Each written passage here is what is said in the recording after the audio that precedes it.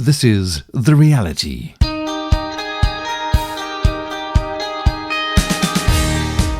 Hello to you, welcome to The Reality, so good to be with you once again. And today in The Reality, we're going to be sharing the story of a life touched and changed by the reality of Jesus for the good, for good.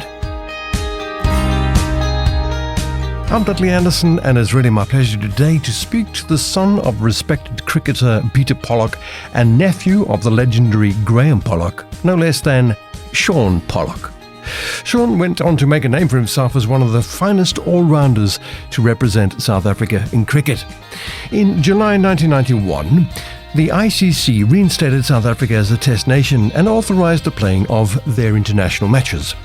Apartheid was abolished in South Africa in 1994, and Shaun Pollock represented his country from 1995 to 2008, captaining the team from 2000 to 2003.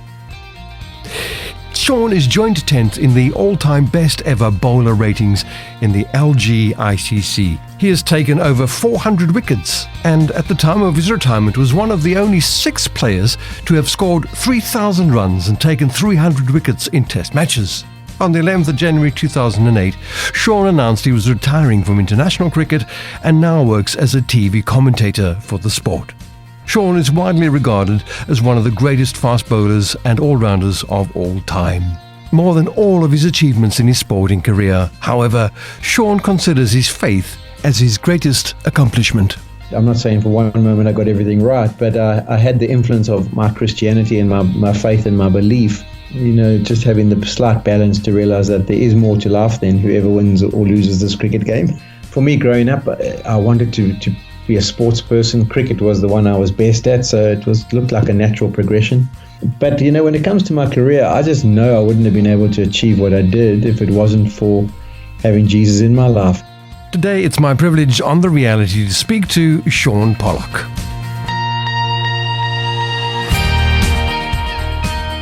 Well, it's really my pleasure today to have on Skype Shaun Pollock speaking to me from South Africa. Really good to have you today on The Reality. Shaun, we're going to be talking about cricket, but we're also going to be talking about your faith and what's it like to be a Christian in international sport. But let's begin asking a few questions about this amazing sport called cricket. Now, this show goes out in countries where cricket perhaps isn't that popular.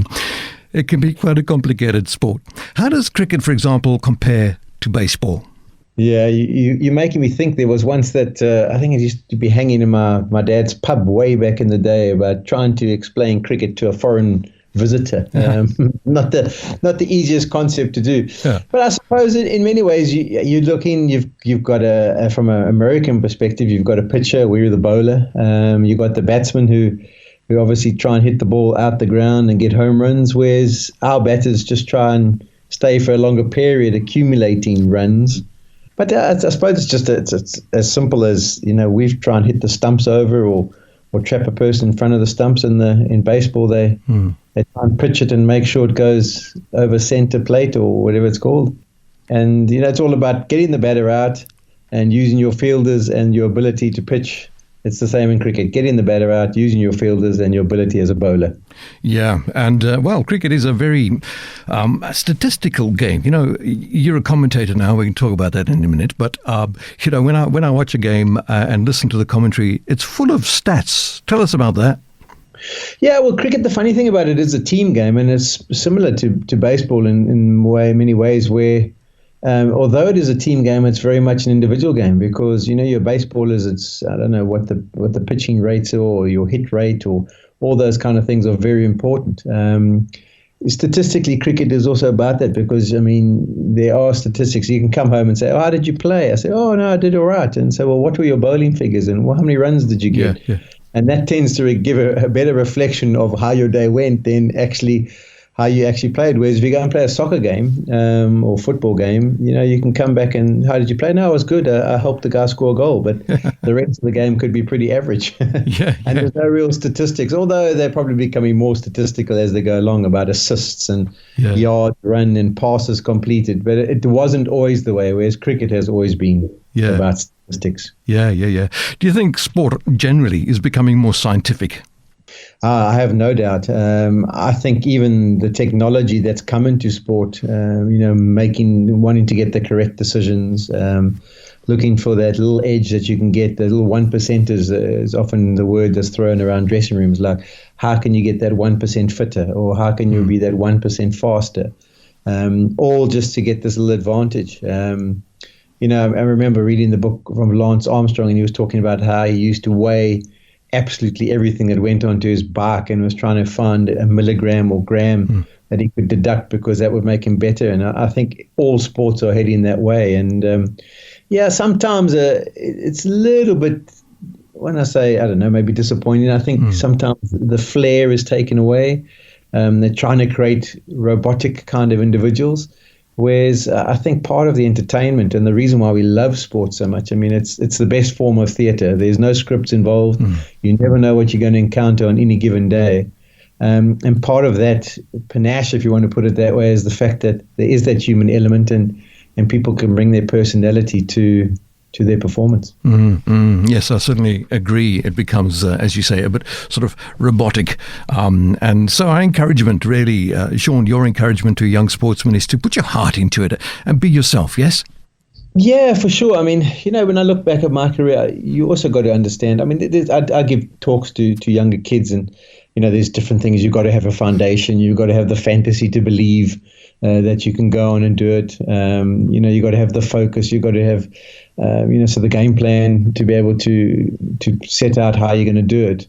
But I think you've also always got to try and be as true to yourself and show your own flair. I mean, yes, you have to stick to certain parameters in which you perform, but there's always an opportunity. And even in my commentary, there's always an opportunity for your character and that ability to shine through. And I would encourage people, you've got to put in the hard work. There's no substitute for the hard work, and you've got to get everything done. But there's always going to be opportunities for you to put your own stamp, your own specific flair in there, and back yourself to do that. Smashing, absolutely. Now, speaking about putting your own flair into it, Shaun, you come from an incredible cricket sporting stock. Your dad, Peter Pollock, your uncle, Graham Pollock. Were they an influence on your career choice? Yeah, they were massive. Obviously growing up knowing that they had done the job of representing their country, obviously it definitely played a part. My uncle was still playing in the days that I was growing up. So as a 11, 12, 13-year-old, I used to still go and watch him at the stadium. So he was already over the age of 40, but still performing well. But people always say to me, who had the biggest influence on your career? And it was my dad. And I always say that he was the convener of selectors who picked me to play for South Africa. So it was a bit of a family business, to be totally honest. But in all honesty, it was massive, because it was the basics. As a young age, you'd go into the back garden and your dad would just say, hey, but you must try and do it like this. This is the skill. This is how you can be more consistent.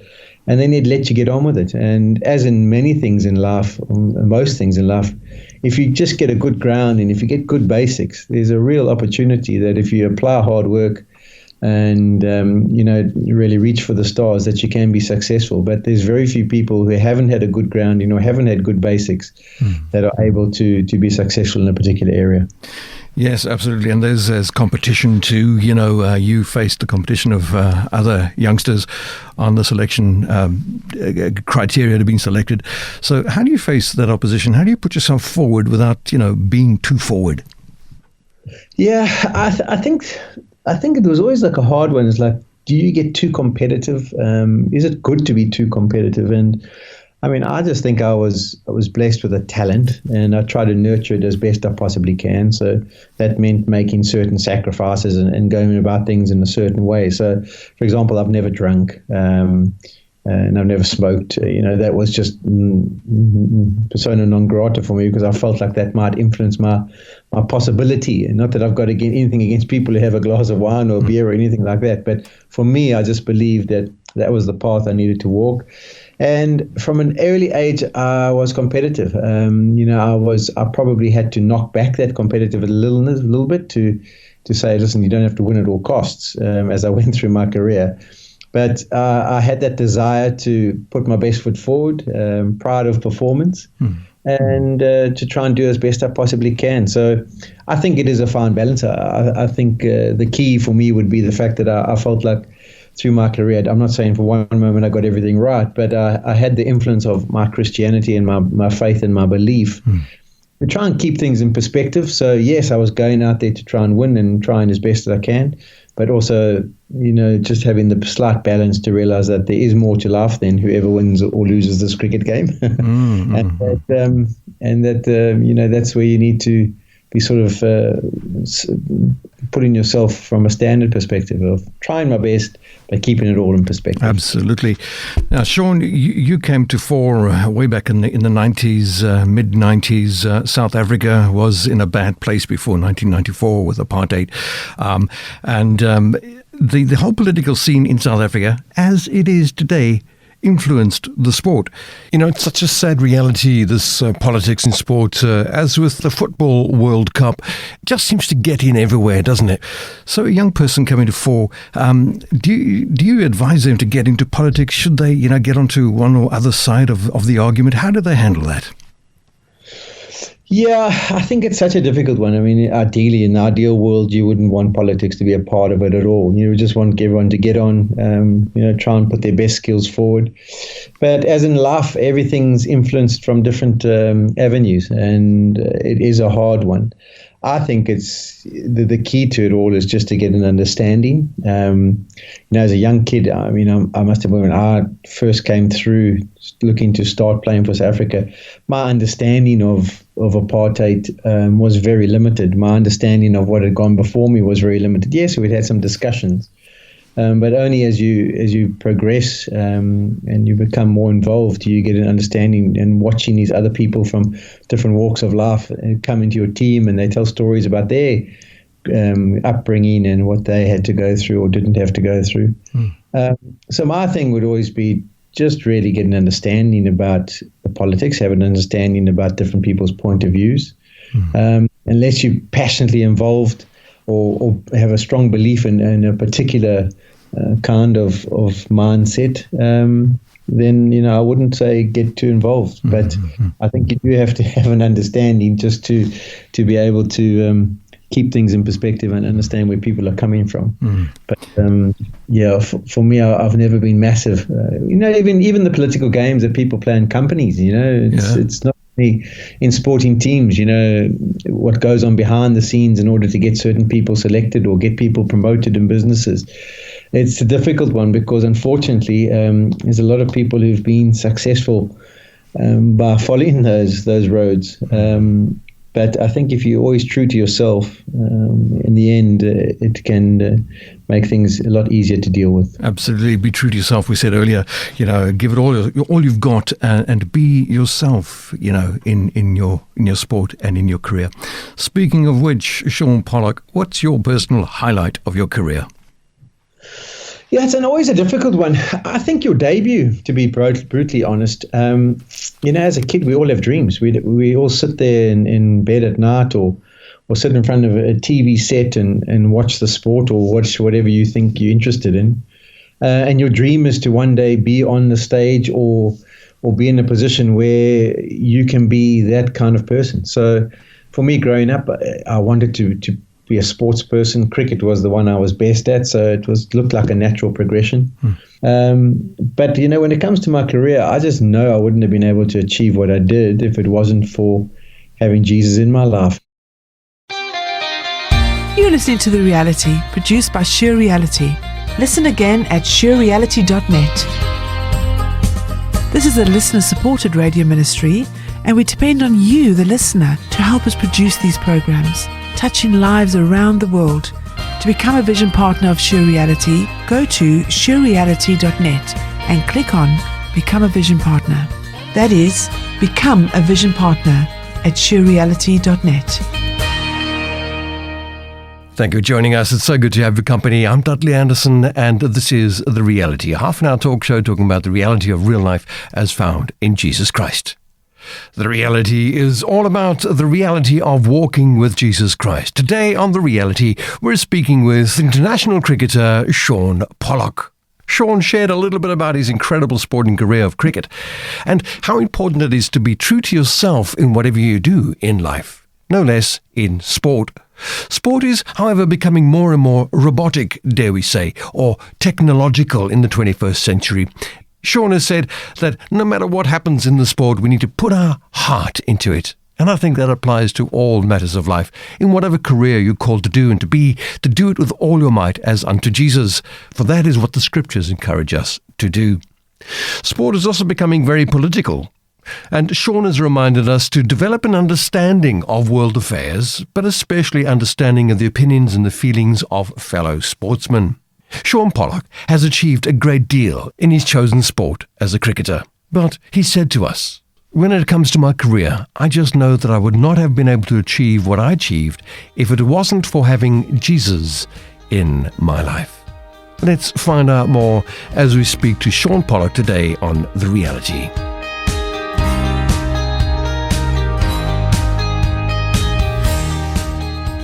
Well, it's really a pleasure to speak to Shaun Pollock today on The Reality. Shaun, we've been talking a lot about cricket, the sport. It's the processes and principles of playing the sport and politics and all that other stuff. But, at the end of the day, the reason I have you on my show today is you know Jesus as Lord and Saviour. You're an internationally acclaimed sportsman, and yet you put your faith in Jesus. You once said, "It was the change that God brought into my parents' lives, and especially the love that they showed towards everyone, that made me want to have God in my life." How did you receive Jesus as your Lord and Saviour? Yeah, to be brutally honest, I was quite a good kid, if you know what I mean, from a perspective of didn't get into too much trouble, didn't get into trouble at school, did my homework, those kind of things. So I was always looking to be a good boy. But just through the change that it brought into my parents' life, my mom was the first one to become a Christian, and then down the line, my dad had an experience. He initially was, "Listen, you don't bring any of this happy, clappy stuff into my household. You keep it for your Sunday, then leave it out of our house." But then, he had a moment in front of the TV, and he became a Christian. Just through the change I saw in their lives. At a very young age, I was 11 at the time, and wouldn't at any way been able to grasp the full concept of it.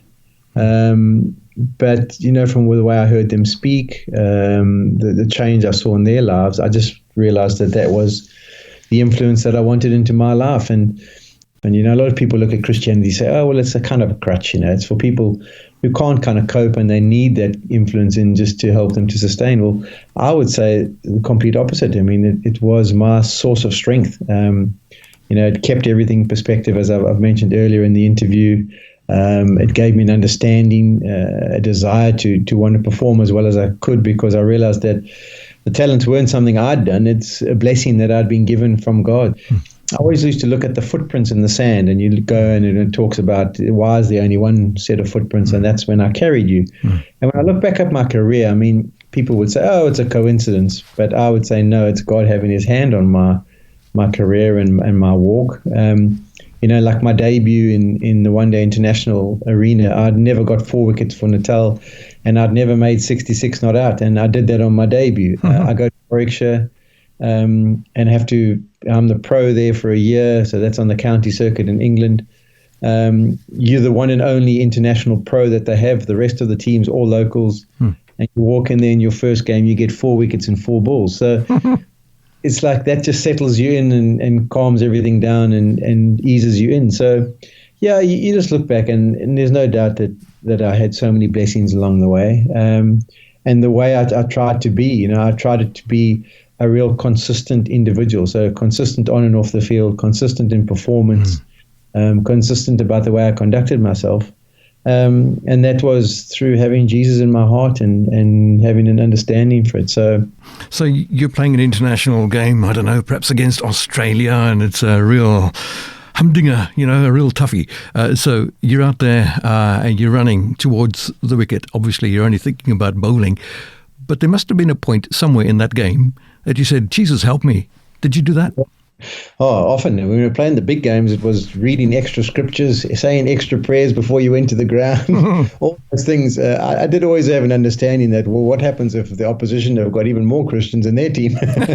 And they also praying. So Who does God listen to? Yeah, exactly. And when you say that, I mean, completely guilty of trying to treat Jesus as a magic genie at times. I mean, don't get me wrong. You think, well, if I just say a few more prayers here or read a couple of verses, I'm sure the Lord will, give me good luck today, and I'll have a better performance. So I fell into that trap many times. Don't get me wrong. Yeah. And I know we're supposed to take everything to Him. But I definitely at times thought, well, maybe this will get me a better performance if I do it. I fell into the art of thinking, and I think from a human perspective, that's pretty normal. Yeah. But there was plenty of times, on the big stage. People also talk about fear. And, there's no doubt that every single person, whether you're an experienced or non-experienced international sportsman, there's fear that faces you at all times. It's fear of failure, fear whether you can live up to your reputation, whether you can enhance your reputation, or, whether you can continue the certain standards.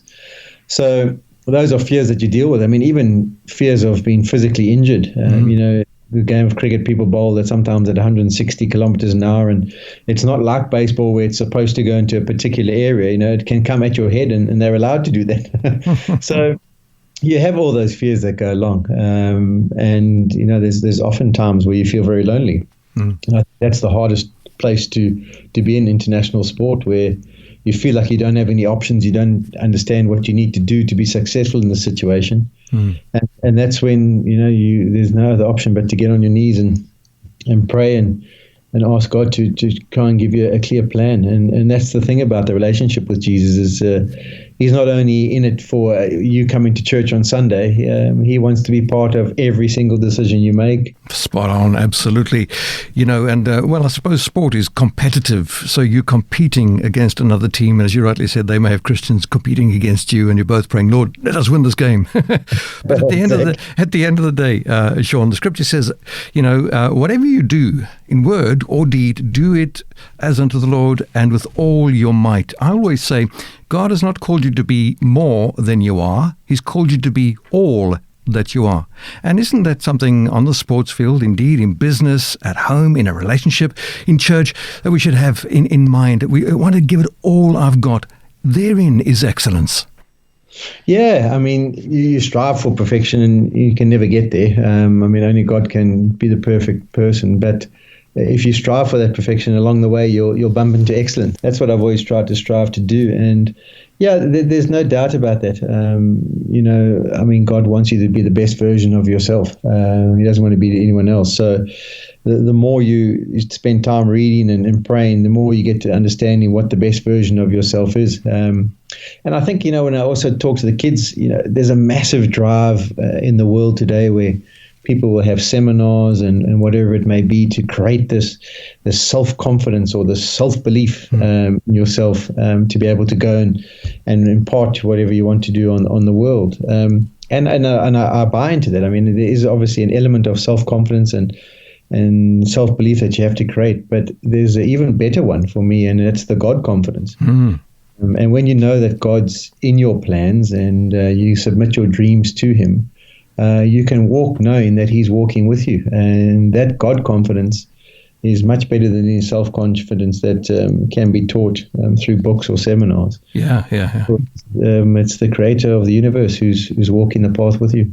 You said God blessed your career, Shaun. Do you give Him glory for where you find yourself today? Yeah, 100%.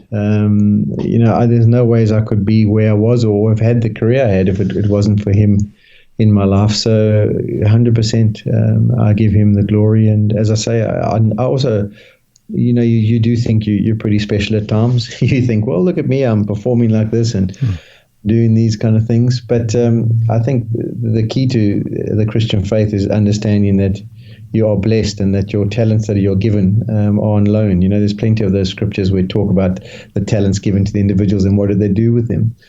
So, there's no doubt I knew that God had given me the ability to play, and I try to nurture it, as I said earlier, as best I possibly could. But when you do achieve and, you can't go and then say, okay, well, I've actually done that in my own strength. It's not the case. And, I was fully aware of that. Yeah. as you go through. But when I say fully aware, I don't think we get it right all the time. Sometimes we do think we're a bit invincible, and that's where the pride steps in. And it doesn't matter what walk of life or what job or what circumstances you find yourself. As human beings, we're all open to making those mistakes. And the key is obviously that God, with God's grace and mercy and forgiveness, you can understand that having the Holy Spirit inside you, He might just say, "Hey, maybe have a look at that again and see if you were so great or whether it was God's talents that came to the fore." So, yeah, I think that's been the key for me. That definitely had helped me have perspective, no matter whether I was succeeding or failing. Every time you go out into the field, you want to get 100 or take 5 wickets, and that probably happens 5-10% of the time in your international career. So you have to deal with failure a lot. But if you have God there, you can keep it in perspective about where it all fits in. So what was your toughest moment on the pitch? There were many tough ones. I think losing the captaincy for South Africa after we were knocked out of the World Cup. No one likes to be fired, no matter what job you're doing. And to be relieved of my duties there when I felt like I'd done a decent job, I felt like it wasn't really justified. And you have to deal with that disappointment, and then once again those human emotions. I'm trying to think, the anger that comes through, the resentment at people who've made a call and maybe not knowing all the facts. And you're not adverse to having those as a Christian. You still go through those different emotions, but now how do you deal with them? And I think that's where your relationship with God helps you to be able to do that. So it took some time of prayer, reading, chatting with my wife, chatting with my father, and just getting back to the basics of, okay, it's a disappointment. Maybe things weren't as fair as they could have been. But what do you want to do going forward? People are people. They make decisions. It's not always in your best interest, but you have to deal with the consequences of the decisions that are made. So I think that was the hardest, to bounce back, to just become a player again. Always having to bite your lip because you were once the main dog, if you want to put it that way, and now you're back to one of the puppies. It was a difficult one to go through. But as I say, I think you learn more about yourself. Even when I came to the end of my career, the timing of it, how you do or don't retire, those are always difficult things as well. But you learn more about yourself and also about your relationship with God in those circumstances more than you do when things are going dandy and you're putting in quality performances and you're getting your man of the matches. Absolutely. Fantastic. Shaun, there's so much we could still talk about, but our time is up. Thank you so much for sharing a little bit about your life and experience and your encouragement to us, to the youngsters listening up, to give it their all, and as you rightly said, as Christians, certainly a young Christian sportsman listening up today, is to do it for Jesus, to do it as unto Him, which I believe you have done. Thank you, Shaun Pollock, for joining us today on The Reality. Thanks, Dudley. Great to chat.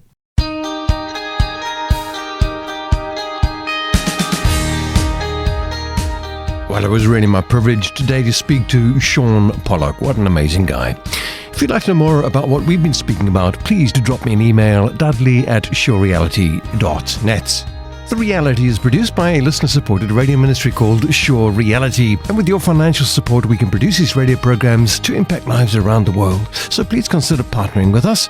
Go to the website surereality.net and click on the menu option, Become a Vision Partner. From me, Dudley Anderson, to you, keep your eyes on Jesus, and God bless.